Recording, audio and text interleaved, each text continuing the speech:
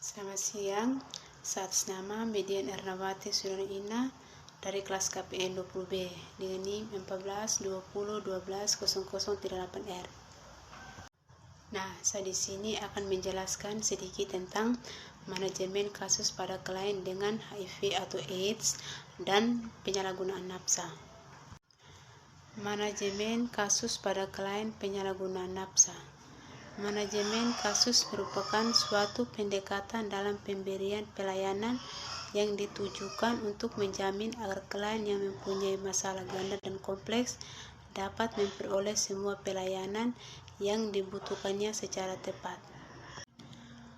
Manajemen kasus atau case management adalah merupakan salah satu keterampilan pekerja sosial yang berhubungan dengan ketentuan-ketentuan atau cara-cara masyarakat mensupervisi dan petunjuk-petunjuk menggunakan sumber-sumber internal dan eksternal untuk mencapai maksud atau tujuan suatu proses pertolongan. Beberapa kaidah dalam manajemen kasus. Yang pertama, tumbuhkan rasa perhatian terhadap klien. Yang kedua, ciptakan kepercayaan antara tim. Ketiga, tanggung jawab terhadap persoalan yang dihadapi klien.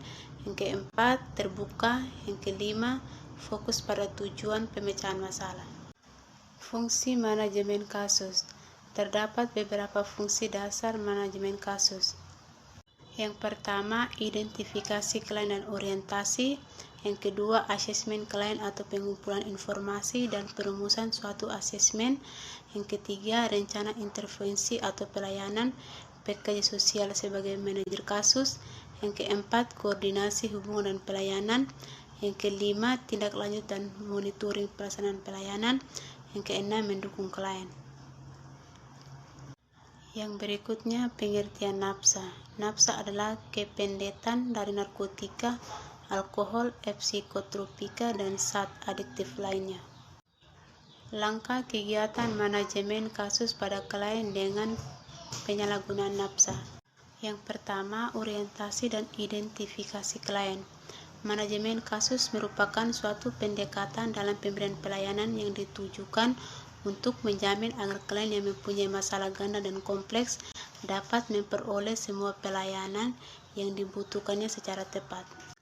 Yang kedua, asesmen, informasi dan memahami situasi klien.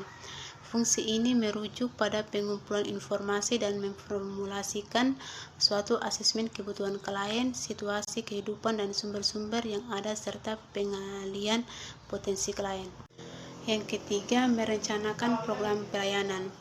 Pekerja sosial mengidentifikasi berbagai pelayanan yang dapat diakses untuk memenuhi kebutuhan klien dan keluarganya serta orang lain yang berpengaruh secara bersama-sama merumuskan tujuan dan merancangnya dalam suatu rencana intervensi yang integrasi. Yang keempat, menghubungkan dan mengkoordinasikan pelayanan seperti perannya sebagai broker manajer kasus harus menghubungkan klien dengan sumber-sumber yang tepat. Yang kelima, memberikan pelayanan tindak lanjut dan monitoring. Manajer kasus secara regular menindaklanjuti hubungan dengan klien dan penyedia pelayanan untuk menjamin bahwa pelayanan yang dibutuhkan dapat diterima dan dimanfaatkan oleh klien. Yang keenam, memberikan support pada klien. Selama pelayanan berlangsung yang disediakan oleh berbagai sumber, manajer kasus membantu klien dan keluarganya yang meliputi pemecahan konflik pribadi, konseling, menyediakan informasi, memberikan dukungan emosional dan melakukan pembelaan yang tepat untuk menjamin bahwa mereka menerima pelayanan yang tepat. Yang berikutnya, penanggulangan penyalahgunaan nafsa. Yang pertama, supi reduktion, pemberantasan terhadap nafsa di pasaran gelap. B. Pengawasan dan efektif terhadap nafsa yang bermanfaat dalam dunia pengobatan dan manfaat lain. Yang kedua, demand reduction. A. Prevensi atau pemecahan dilakukan dengan cara penyuluhan, yaitu memberikan informasi berdasarkan fakta, tidak menakut-nakuti melalui berbagai jenis nafsa akibat penyalahgunaan perundang-undangan yang terkait kemana harus meminta pertolongan profesional. Pendidikan efektif yang bertujuan untuk meningkatkan harga diri, citra diri, percaya diri, mengenal keterbatasan dan berkelebihan dirinya. Cara mengatasi stres, mampu untuk mengemukakan perasaan dan isi pikiran secara sehat. Menyediakan berbagai kegiatan dan fasilitas untuk mengembangkan diri, aktualisasi diri, kesenian, dan lain-lain. Memberikan keterampilan sosial agar anak mampu mengambil keputusan yang bijaksana, dapat menolak suatu tawaran dari teman, terlatih untuk tidak mau diajak pergi atau menerima sesuatu dari orang yang tidak dikenal.